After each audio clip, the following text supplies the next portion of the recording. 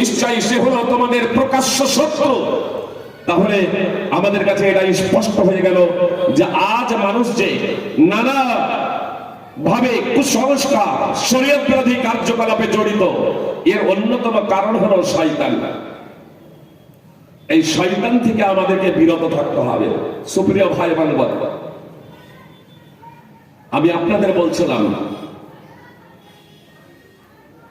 যে আজ পৃথিবী অশান্তিতে ভরে গিয়েছে, আর এটা আমার এবং আপনার কৃতকর্মের ফল।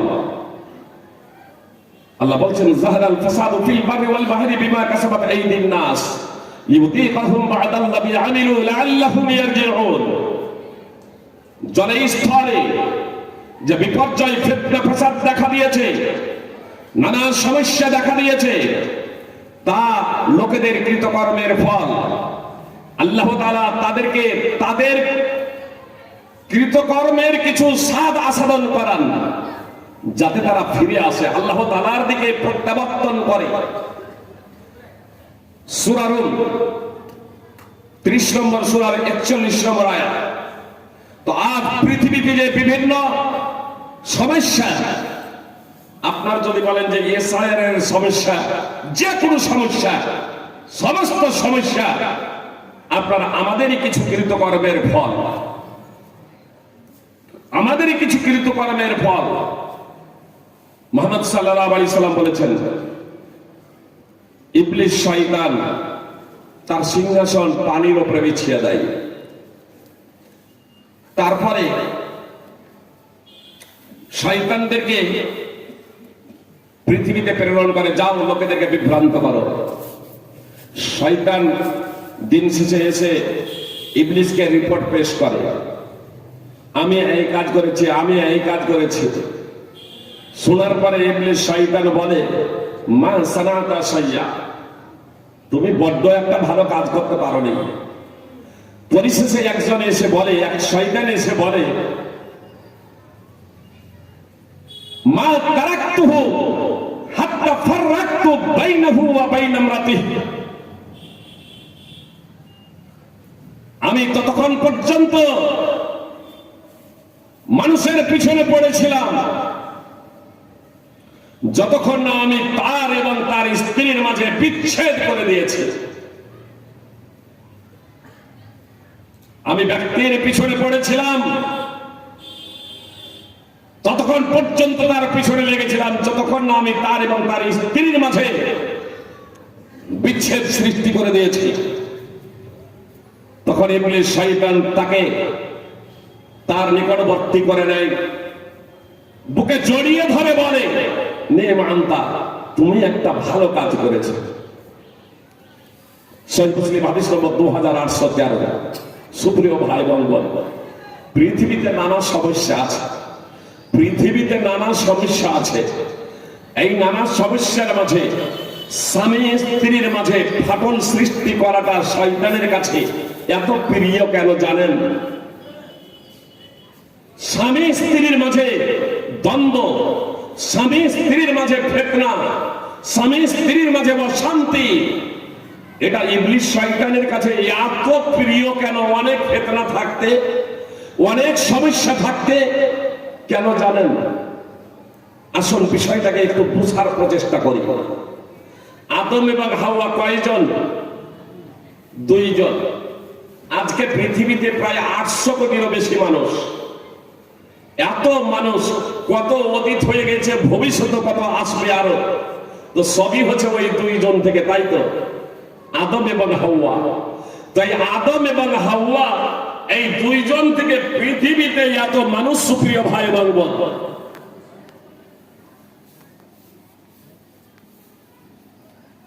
এত দ্বারা কি বোঝা গেল?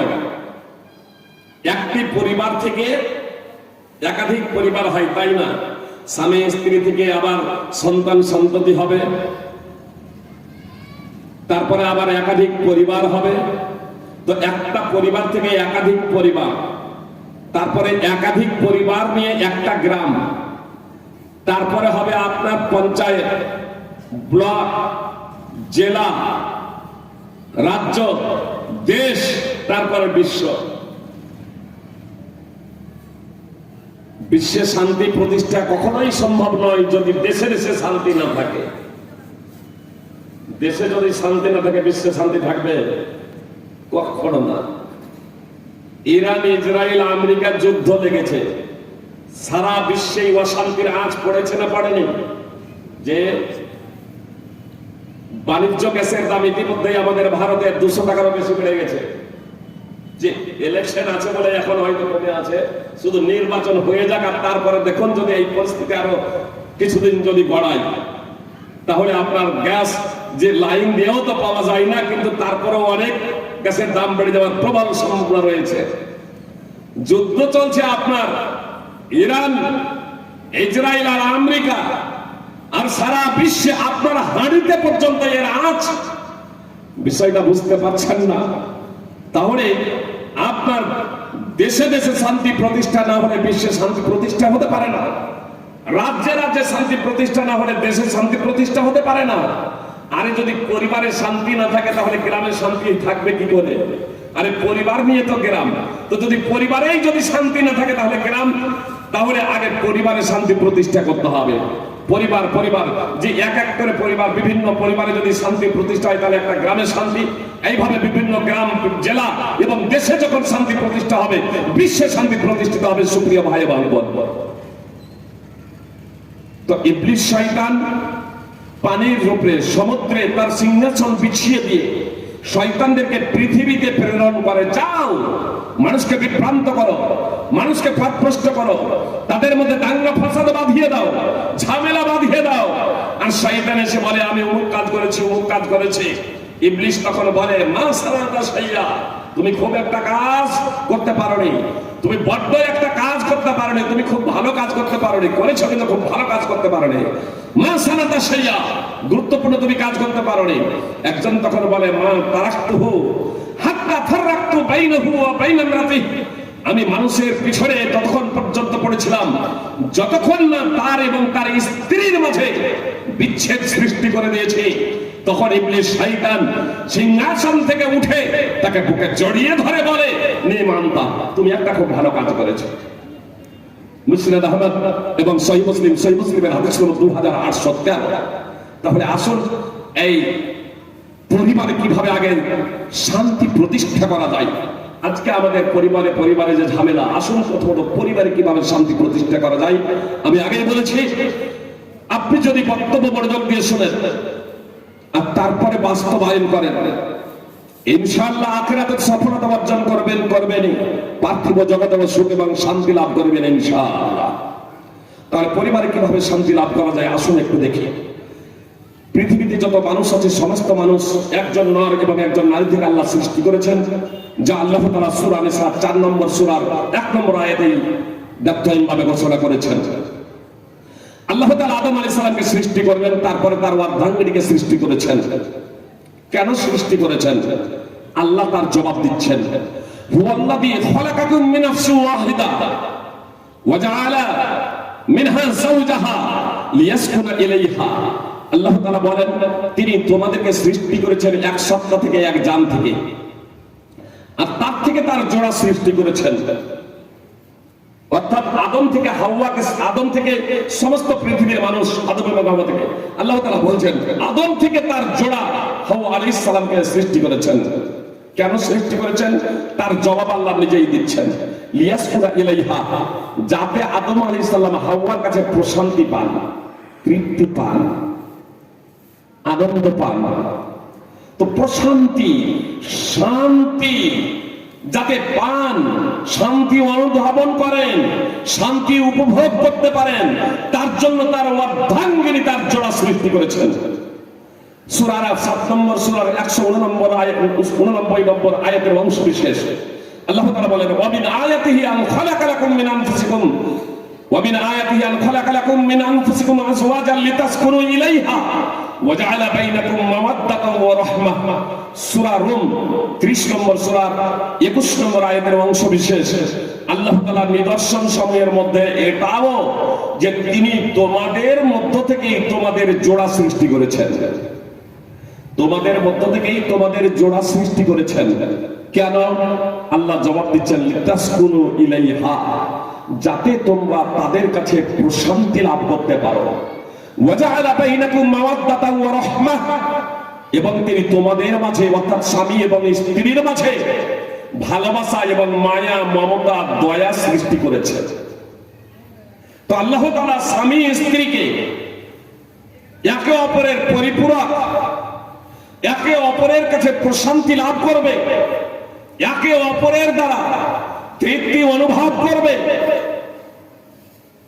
একে অপরের দ্বারা শান্তি লাভ করবে, এজন্য আল্লাহ তাআলা স্বামী এবং স্ত্রীকে সৃষ্টি করেছেন। আর এই শয়তান চায় স্বামী স্ত্রীর মাঝে বিচ্ছেদ করতে। এটা হচ্ছে শয়তানের কাছে সব থেকে প্রিয় কাজ, পছন্দনীয় কাজ। আমাকে এবং আপনাকে শয়তানকে পরাজিত করতেই হবে। আসুন, আল্লাহ বললেন যে আমি স্বামী এবং স্ত্রী উভয়কে যে সৃষ্টি করেছি, তো একে অপরের কাছে ওরা প্রশান্তি লাভ করবে, একে অপরের কাছে তারা শান্তি পাবে। এজন্য আল্লাহ তাআলা কি বলছেন জানেন? হুন্না লিবাসুল লাকুম ওয়া আনতুম লিবাসুল লাহুন। স্ত্রীরা হচ্ছে স্বামীদের পোশাক, আর স্বামীরা হচ্ছে স্ত্রীদের পোশাক। সূরা বাকারা 2 নম্বর সূরার 187 নম্বর আয়াতের অংশ বিশেষ। সুপ্রিয় ভাই বোন, স্ত্রীরা স্বামীদের পোশাক আর স্বামীরা স্ত্রীদের পোশাক। এর মধ্যে আবার কি আছে? পোশাক কথা একটু মনোযোগ দিয়ে শুনবেন। আমার মা এবং বোনেরা যারা আছেন, ভাই বাবাজি আছেন, প্রত্যেককে বলবো কথা যদি একটু মনোযোগ দিয়ে শুনবেন। পরিবারে যদি শান্তি পেতে চান, পরিবারে যদি শান্তি পেতে চান, সুখ এবং শান্তি লোভিতে চান, তাহলে অবশ্যই কথাগুলো একটু মনোযোগ দিয়ে শুনবেন। আল্লাহ বললেন স্ত্রীরা স্বামীদের পোশাক আর স্বামীরা স্ত্রীদের পোশাক। সুপ্রিয় ভাই বোন, পোশাকের দ্বারা কি হয়? পোশাকের দ্বারা কি হয়? পোশাক বিভিন্ন ধরনের আছে। পোশাক বিভিন্ন ধরনের আছে।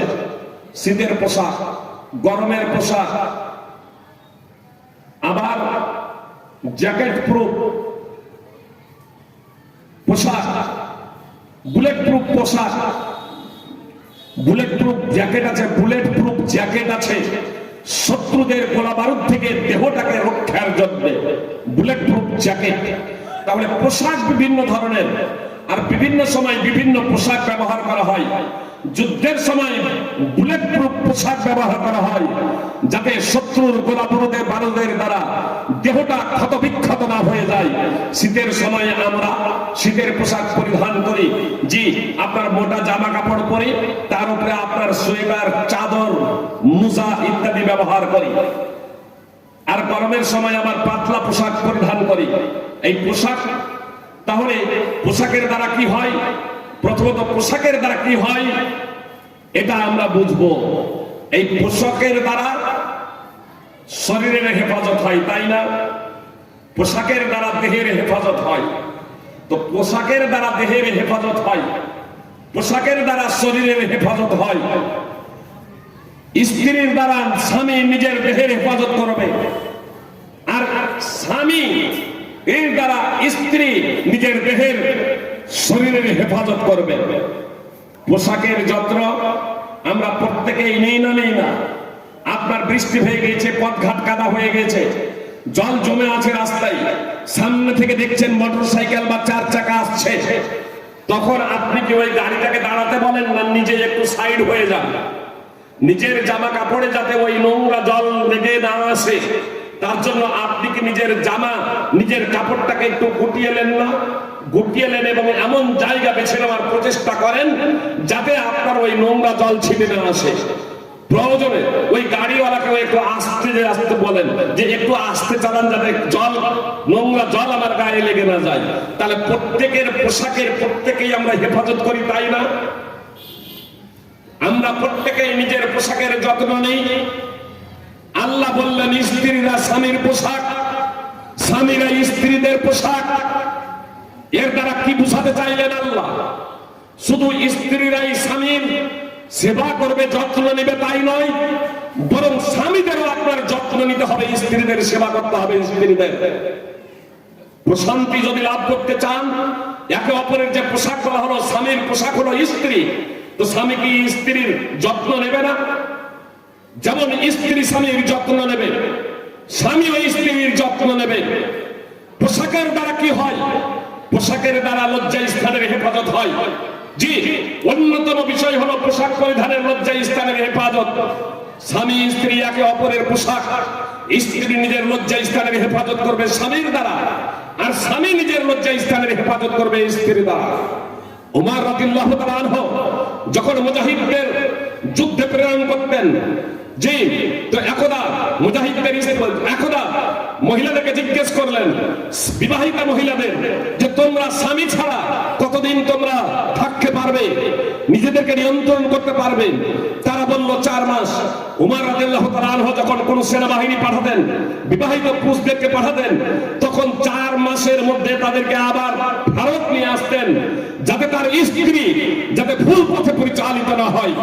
জি, আজকে আপনারা দেখছেন যে স্ত্রী আপনার অন্যের সাথে পরকীয়া প্রেমে যুক্ত হয়ে স্বামীকে হত্যা করতে দ্বিধাবোধ করে না, আবার অনেক সময় স্বামীও অন্য মেয়ের সাথে পরকীয়ায় জড়িয়ে পড়ে স্ত্রীকে হত্যা করতে দ্বিধাবোধ করে না। শুধু মুসলিমদের মাঝে এই ব্যাধি নেই, মুসলমানদের মাঝেও অনেকেই চাকরি সূত্রে, কর্মসূত্রে আপনার বিদেশে পাড়ি দেন, বছরকে বছর তারা বিদেশে থাকেন। পরিণতি কি হয়? আপনার স্বামী স্ত্রীর মাঝে বিচ্ছেদ তৈরি হয়ে যায়। এইদিকে স্ত্রী প্রেমিককে নিয়ে পালায়, আপনার ওইদিকে স্বামী প্রেমিকাকে নিয়ে পালায়। এমনকি কখনো কখনো প্রেমিককে নিয়ে স্বামীকে হত্যা করে স্ত্রী, আবার স্বামী প্রেমিকাকে নিয়ে স্ত্রীকে হত্যা করে। জি, আমি এই কথা আপনাদের বলছি না, কথা খুব মনোযোগ দিয়ে শুনুন। আপনি বিদেশে থাকুন, তাহলে স্ত্রীর সাথে আপনার একটা সমঝোতা থাকবে। কত তো হয় আপনি স্ত্রীকে নিয়ে যান, না হলে স্ত্রী কতদিন নিয়ন্ত্রণ করতে পারবে? বিভিন্ন স্ত্রী বিভিন্ন মেয়ের বিভিন্ন রয়েছে, যৌবনতা রয়েছে। সুপ্রিয় ভাই এবং বোন, স্বামী এবং স্ত্রী পরকে এই যাতে জড়িয়ে না পারেন, পাপ কাজে যাতে জড়িয়ে না পারেন, এই বিষয়টা আপনাকে দেখতে হবে। আপনার পোশাকের হেফাজত আপনাকে করতে হবে।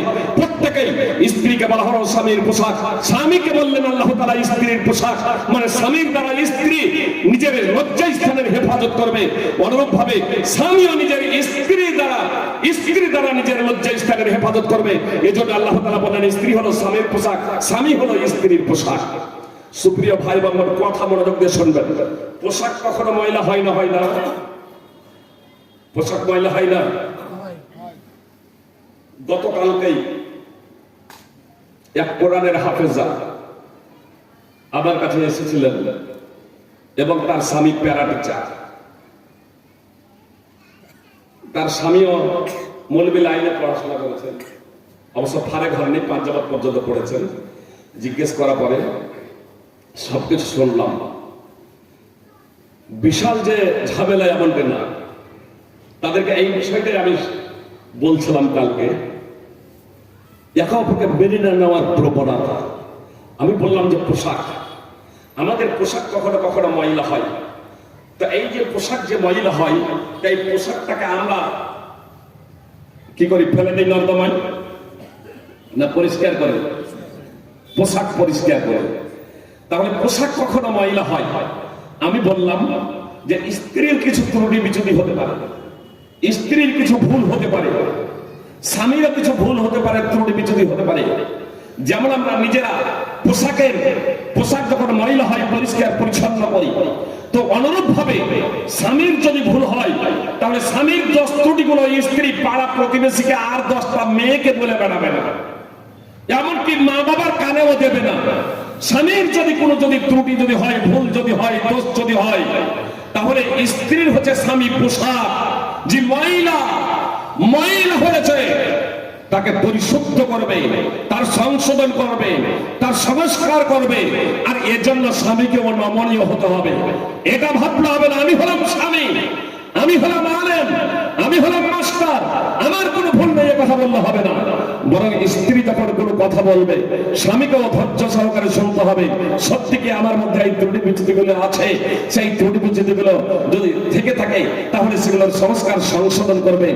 যদি স্ত্রীর যদি ভুলের নিমজ্জিত থাকে, তার ভুলগুলো সংশোধন করবে। তো স্ত্রীর যদি ভুল যদি হয়, সেই ভুলগুলো পাড়া প্রতিবেশীর লোকেদের কাছে বলে বেড়াবে না, বরং সে নিজের নিজেই সংস্কার সংশোধন করবে। এজন্য মুহাম্মদ সাল্লাল্লাহু আলাইহি সাল্লাম বলছেন, লা ইয়াফরাক মুমিনুম মুমিনা, কোন পুরুষ যদি কোনো মহিলাকে ঘৃণা করে, কোন পুরুষ যেন কোনো মহিলাকে ঘৃণা না করে, কোন মুসলমান পুরুষ কোন মুসলমান নারীকে যেন ঘৃণা না করে। ইন কারিহা মিনহা খুলুকা, রাদিয়া মিনহা আখার, যদি ইমানদার মহিলার কোনো দোষ থেকে থাকে, কোনো আচরণ, কোনো চরিত্র তার দৃষ্টিতে যদি খারাপ যদি হয়, তবে অন্য চরিত্র, অন্য গুণটাই তার কাছে পছন্দনীয় হবে।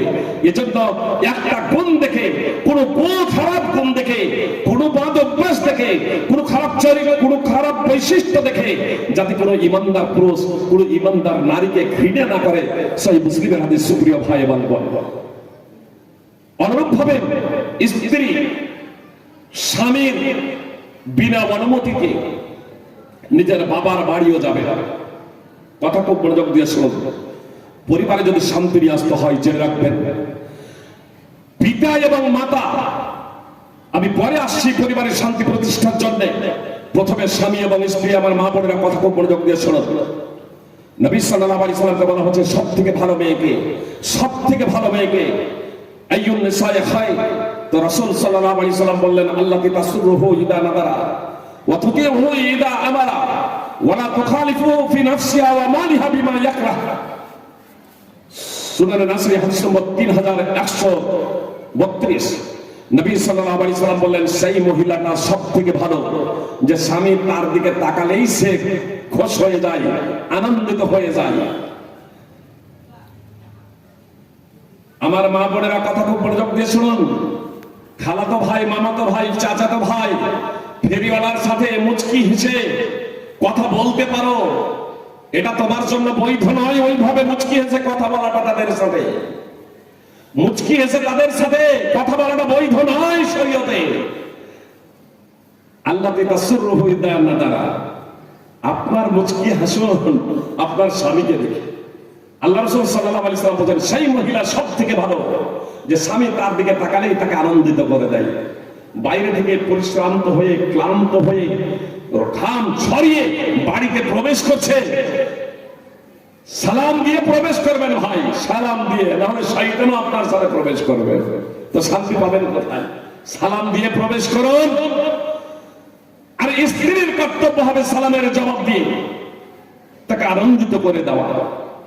স্বামী দেখলেই স্ত্রী থেকে যাতে আনন্দিত হয়ে যায়, আপনার মুচকি হাসা থাকে, স্বামীকে দেখেই মুচকি হাসুন। স্বামীর সাথেই বিনোদন করুন। স্বামী কোনো কিছু নির্দেশ দিলে তৎক্ষণাৎ বাস্তবায়ন করুন।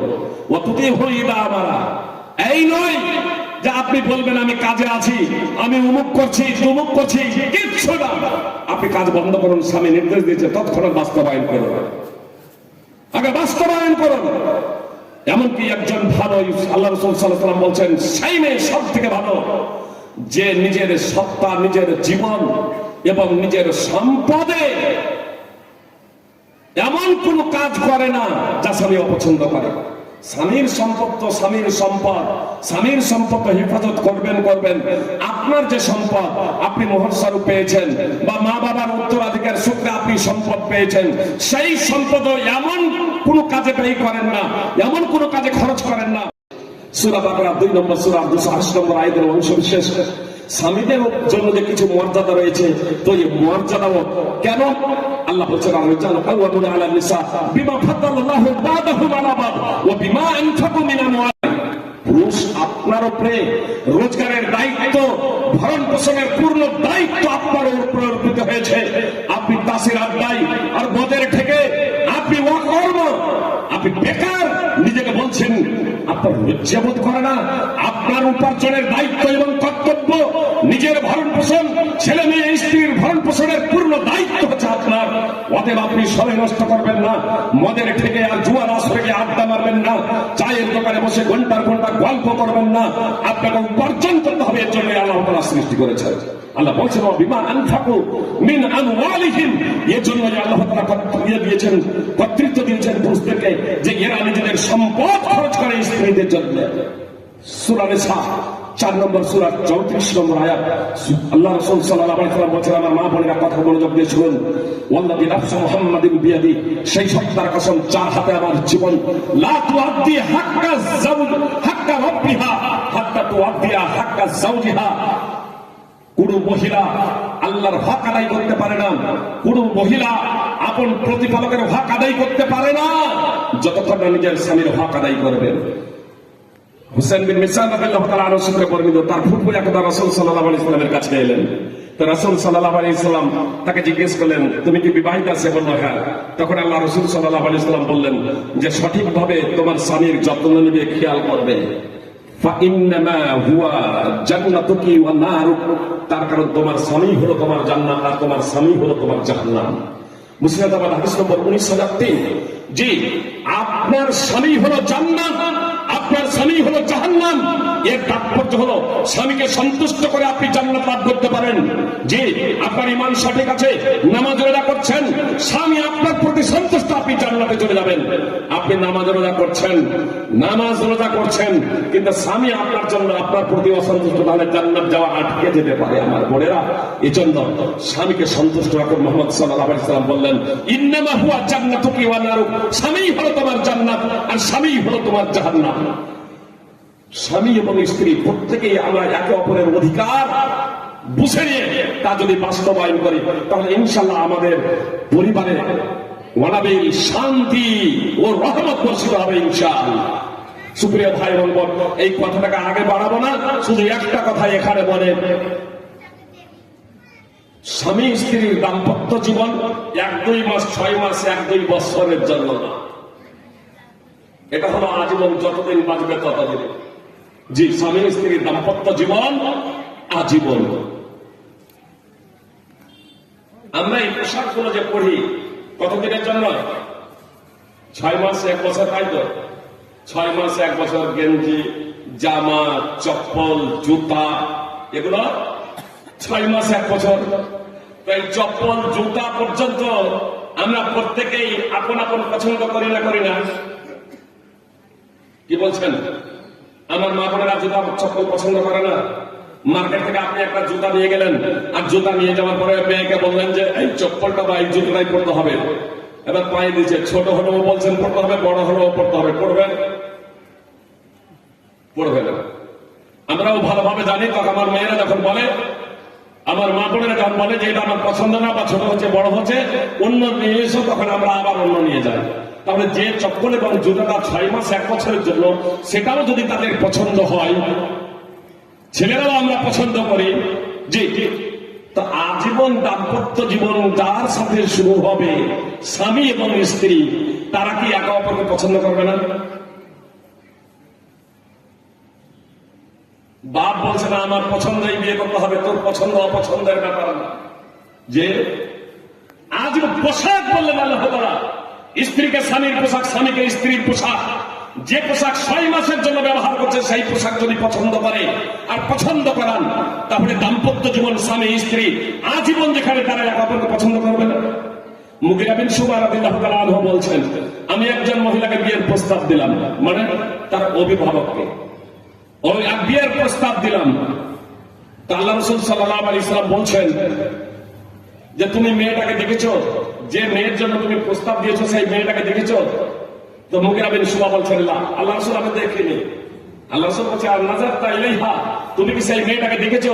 তো সে বলছে, আল্লাহ রাসূল আমি দেখিনি। তো নবী সাল্লাল্লাহু আলাইহি ওয়াসাল্লাম বললেন, তুমি মেয়েটাকে দেখে নাও। দেখে নেওয়াটা স্বামী স্ত্রীর মাঝে ভালোবাসার বন্ধন দৃঢ় হয়। দেখে যদি বিয়ে করা হয়, সুনানে তিরমিজি এবং সুনানে ইবনে মাজাহ হাদিস। সুপ্রিয় ভাই এবং বোন, তো স্বামী যখন স্ত্রীকে দেখবে, একটা পুরুষ যখন, একটা ছেলে যখন একটা মেয়েকে দেখবে, তো মেয়েটা ছেলেকে দেখবে না? ছেলের পছন্দ হলেই যে মেয়ের বিয়ে দিয়ে দিবেন এমনটি না। ছেলের পছন্দ হলেই মেয়ের বিয়ে দিয়ে দিবেন এমনটি না। মনে করেন অভিভাবকের অনুমতি সাপেক্ষে আপনি মেয়েকে দেখছেন, আর মেয়েকে দেখার পরে এবার আপনি জিজ্ঞেস করুন অভিভাবককে যে মেয়েকে আমার পছন্দ কিনা। বাবার নিজে থেকে এই মেয়েকে জিজ্ঞেস করা কর্তব্য। সামনে না হলেও অন্তরালে, বাবা ডাইরেক্ট জিজ্ঞেস না করলেও অন্তত নিজের স্ত্রীর দ্বারা, মেয়ের মায়ের দ্বারা, বা অন্য মেয়ের দ্বারা, বা বৌমার দ্বারা, পুরো মেয়ের দ্বারা মেয়েকে জিজ্ঞেস করবে। ছেলে যখন দেখে যাবে যে এর সাথে তোমার বিবাহের জন্য সে প্রস্তাব দিয়েছে, সে তোমাকে দেখেছে, তুমি এবার বলো যে সেই ছেলেটাকে তোমার পছন্দ কি অপছন্দ। মেয়ে যদি বলে নেই অপছন্দ, বলপূর্বক বিয়ে দেবেন না। বাপ হয়েছেন, অভিভাবক হয়েছেন, আপনাকে অভিভাবকত্ব প্রয়োগ করতে বলা হয়েছে, কিন্তু আপনি অন্যায়ভাবে ভুল জায়গায় অভিভাবকত্ব প্রয়োগ করবেন না। একজন মেয়ে এসে রাসূল সাল্লাল্লাহু আলাইহি সাল্লামকে বলছে, আল্লাহ রাসূল, আমার পছন্দ নয় একটা ছেলের সাথে আমার আব্বা বিয়ে দিয়ে দিয়েছে। নবী সাল্লাল্লাহু আলাইহি সাল্লাম বললেন, ইচ্ছা করলে সেই বিয়ে ভেঙে দাও। বিয়ে হয়ে যাওয়ার পরেও জি অনেকভাবে কোনো মেয়ে কথা খুব মনোযোগ দিয়ে শোনো, তুমি ওই অধৈর্য হয়ে বা অনেক সময় কোন ছেলের সাথে প্রেম নিবেদন করে বাড়ি থেকে বের হয়ে গিয়ে আদালতে কোর্টে তুমি বিয়ে করে নিচ্ছ, জেনে রেখো লক্ষ লক্ষ মানুষের সামনেও অভিভাবক ছাড়া, অভিভাবকের অনুমতি ছাড়া তোমার যদি বিয়ে হয়ে থাকে, সেই বিয়ে বাতিল। মুহাম্মদ সাল্লাল্লাহু আলাইহি সাল্লাম তিনবার করে বলেছেন, ফাতেকা হুয়া বাতিল, ফাতেকা হুয়া বাতিল, ফাতেকা হুয়া বাতিল, সেই বিয়ে বাতিল, সেই বিয়ে বাতিল, সেই বিয়ে বাতিল। সুনানে তিরমিজি এবং সুনানে ইবনে মাজাহ হাদিস, সেই বিয়ে বৈধ নয়। আপনার যদি 10টা সন্তান হয়ে যায়, সেই বিয়ে অবৈধ। যদি অভিভাবকের অনুমতি ছাড়াই যদি বিয়ে হতে পারে, বিয়ে হয়ে থাকে। এই জন্য আপনাদের কাছে আমার বিনীত অনুরোধ যে ছেলে বিবাহের উপযুক্ত হবে, বিবাহের বয়স হবে, ছেলে আপনি প্রস্তাব দেন, আপনি গার্জেন অভিভাবক ঠিক করেন যে তার মেয়ে আছে, আপনি খোঁজ খবর নেন। অনুরূপ ভাবে মেয়ের বাবা আপনিও ডাইরেক্ট কোন ছেলেকে প্রস্তাব দিতে পারেন, অথবা তার বাবাকে প্রস্তাব দিতে পারেন, তার কাকাকে কাউকে প্রস্তাব দেবেন। নিজের মেয়ে ঘরে ভরে রাখবেন না। বয়স হয়ে গেলে মেয়ের, যে বিয়ের বয়স হয়ে গেলে আপনার কর্তব্য হবে ভালো পাত্র খুঁজে সেখানে বিয়ে দেওয়া। অনুরূপ ভাবে ছেলের বয়স হয়ে গেলে ভালো পাত্রী দেখে মেয়ের বিয়ে দেওয়া। এখানে লজ্জার কোনো ব্যাপার নয়। আর আপনি যদি লজ্জায় যদি চোখ বন্ধ করে থাকেন, একদিন দেখবেন অন্ধকারে আপনার ছেলে এবং মেয়ে বাড়ি থেকে বের হয়ে চলে গিয়েছে, তখন বলছেন ত্যায্য পুত্র করলাম, ত্যায্য পুত্রী করলাম। ত্যায্য পুত্র করলে ত্যায্য পুত্র হয় না, ত্যায্য পুত্রী হয় না। সুপ্রিয় ভাই এবং বোন, এটা হলো অপরাধ। আপনাকে সতর্ক থাকতে হবে এ বিষয়ে। আমি বলছিলাম যে 6 মাসের জন্য যদি পোশাক যদি হয়, চপ্পল জুতা পর্যন্ত আমার মেয়েরা বোনেরা পছন্দ করে, তাহলে আজীবন যার সাথে ঘর সংসার করবে তাকে পছন্দ অপছন্দের ব্যাপার নয়। আপনাদের শুধু উৎসাহ প্রদানের জন্য বলছি। আলহামদুলিল্লাহ, আমার পারিবারিক জীবন অত্যন্ত সুমধুর এবং সুখময়। কেন জানেন? আমি পাত্রী দেখার পরে এবং পাত্রী দেখার আগেও আমার শ্বশুর মশাইকে আমি বলেছিলাম, আমি বললাম পাত্রী দেখব, আপনার যদি অনুমতি হয় আপনার মেয়েকে দেখব। আর দেখার পরে আপনাদের শুধু উৎসাহ প্রদানের জন্য বলছি। খোঁজ খবর নিলাম, খোঁজ খবর নেওয়ার পরে আমি আমার শ্বশুর মশাইকে ফোন করলাম ডাইরেক্ট, আপনার মেয়েকে আমার জন্য আমি দেখব, যদি আপনার অনুমতি হয়। বললেন ঠিক আছে। আমি বললাম দেখবো বলতে আমি দেখব, আর দেখার পরে আমার যদি পছন্দ হয়ে যায়, আমি ঘর থেকে বেরিয়ে যাওয়ার পরে এবার মেয়েকে জিজ্ঞেস করবেন যে তার আমাকে পছন্দ কিনা। আমার যদি পছন্দ হয়ে যায়, আর তারপরে তাকে জিজ্ঞেস করবেন, তারও যদি পছন্দ হয়ে যায়, তাহলে তৎক্ষণাৎ বিয়ে। আর আমার পছন্দ হলো না, বিয়ে হবে না। আমার পছন্দ হয়ে গেছে, মেয়েকে জিজ্ঞেস করবেন, মেয়ে বলবে যে আমার পছন্দ নয়, তবুও বিয়ে হবে না। বলছেন এইভাবে বিয়ে হয়? আমি বলছি ইসলামের বিয়ের পদ্ধতি হলো এবার। আমি গেলাম, আমার পছন্দ, আমি বেরিয়ে গেলাম। আমি বললাম মেয়েকে আবার জিজ্ঞেস করুন যে মেয়ের আমাকে পছন্দ কিনা। যখন এবার মেয়েকে জিজ্ঞেস করা হলো আমার অবর্তমানে, মেয়ে বললো আমি রাজি। এবার সঙ্গে সঙ্গে মৌলানাকে নিয়ে চলে এলাম। আগে বলেছি আমার পছন্দ হবে না, বিয়ে হবে না। আমার পছন্দ, মেয়ের অপছন্দ হবে না, বিয়ে হবে না। আলহামদুলিল্লাহ, আমার পারিবারিক জীবন সুখময়, দাম্পত্য জীবন অত্যন্ত সুখময়। আর এটা হবে আল্লাহ তাআলার পথ নির্দেশনা মানে যাবে।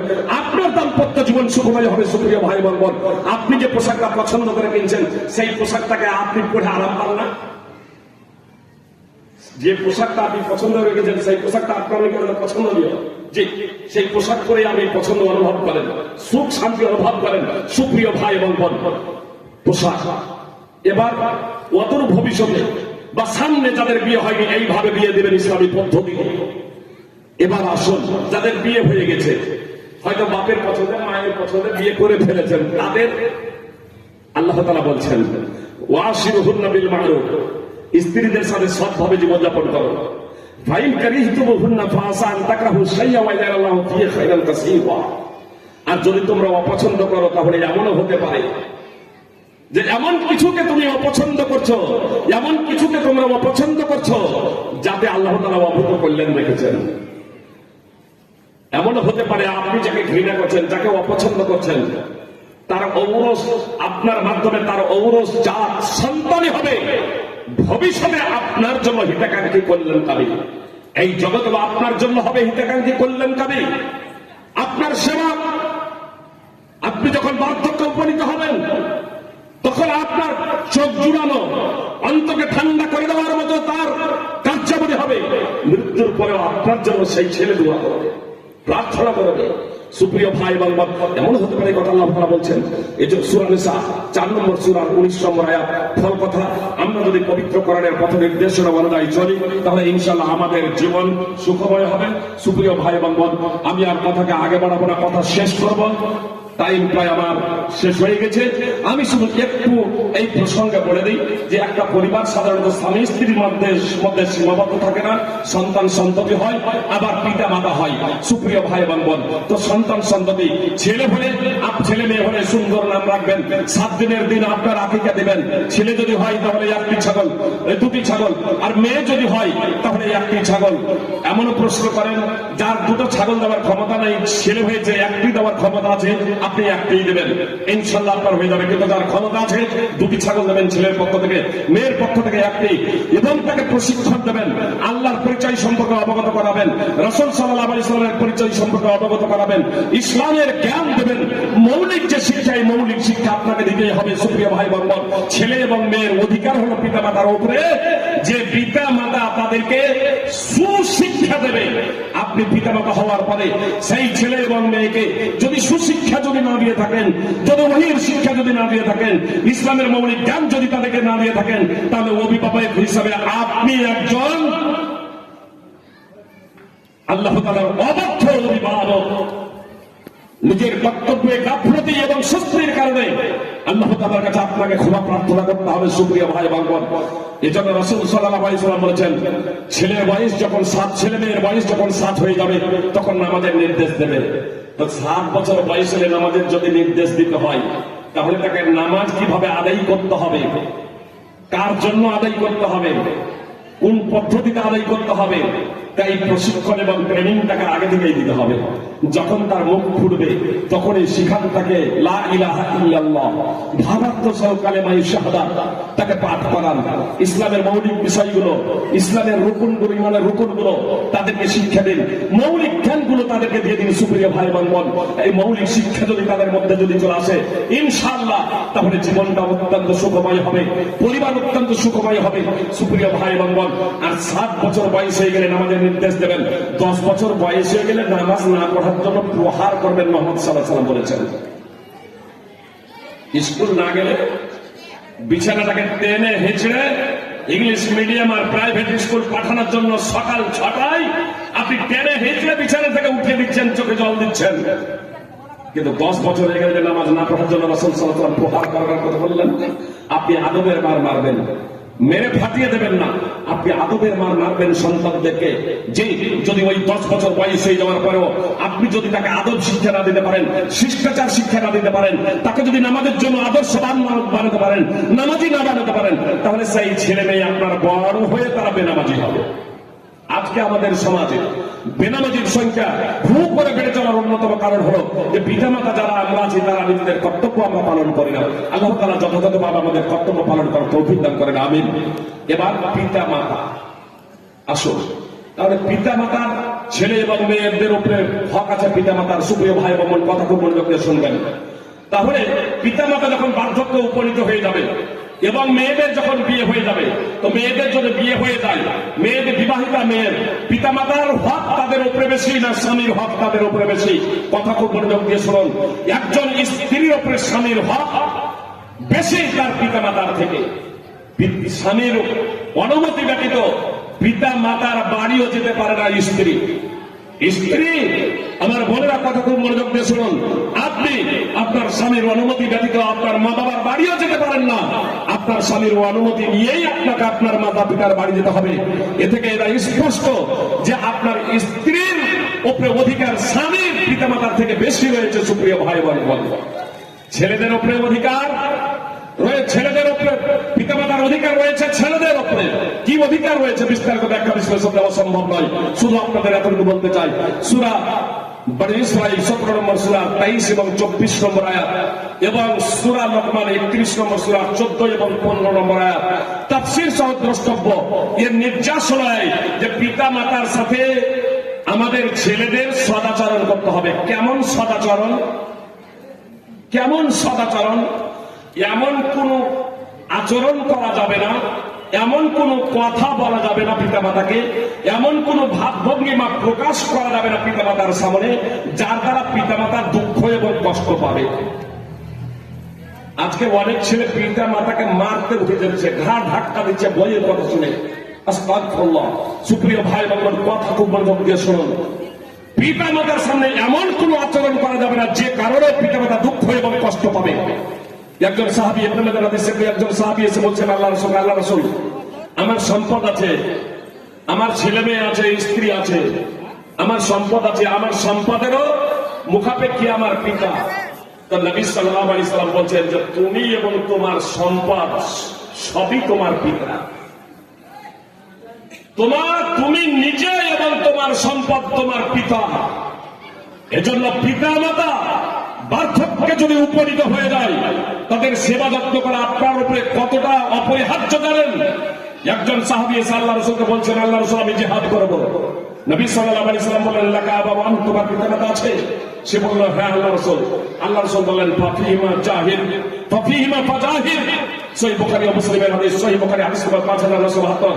নবী সাল্লাল্লাহু আলাইহি সাল্লাম বললেন, তোমাকে জিহাদে যেতে হবে না, যুদ্ধে যেতে হবে না, তোমার পিতামাতার সেবা করো, তুমি তোমার পিতামাতার যত্ন নাও। জাহিমা রাদিয়াল্লাহু তাআলা আনহু একদা রাসূল সাল্লাল্লাহু আলাইহি সাল্লামের কাছে এলেন, এসে বলছেন, আল্লাহ রাসূল, আপনার কাছে পরামর্শ নেওয়ার জন্য এসেছি, আমি যুদ্ধে যেতে চাই। আল্লাহর নবী সাল্লাল্লাহু আলাইহি সাল্লাম বললেন, হাল্লাকা মিনহুম, তোমার মা আছে? তো সে বলল, আল্লাহ রাসূল, আছে। নবী সাল্লাল্লাহু আলাইহি সাল্লাম বললেন, ফালজামহা ফাইনাল জান্নাতা তাহতা রিজলাইহা, তুমি তোমার মায়ের সেবা করো, তার কারণ জান্নাত তোমার মায়ের দুই পায়ের নিচে। সুনানে নাসাই হাদিস নম্বর 3104। আর আপনি ভাবছেন বইয়ের কথা শুনে ছেলেকে আনন্দ, ছেলে মেয়েকে আনন্দ বিনোদনের জগতে ঘুরিয়ে বেরিয়ে পিতা মাতাকে দুঃখ কষ্ট দিয়ে আপনি জান্নাত যাবেন, এটা অসম্ভব। এজন্য আমাদের একটা পরিবার সুখময় হতে পারে, আদর্শনীয় পরিবার হতে পারে, প্রশান্তি লাভ করতে আমরা পারি, আল্লাহর রহমতের আশাধারী আমরা হতে পারি যদি আমরা প্রত্যেকেই একে অপরের অধিকার সম্পর্কে অবগত হয়ে প্রত্যেকের অধিকারকে আমরা নিজেদের জীবনে বাস্তবায়ন করতে পারি। আসুন আমরা পবিত্র কোরআন এবং সুন্নাহ অনুযায়ী আমরা প্রত্যেকে আদর্শ পরিবার তৈরি করি। পরিশেষে এই কথা বলবো, যারা বেনামাজি আছেন, শয়তান আমাদের প্রকাশ্য শত্রু।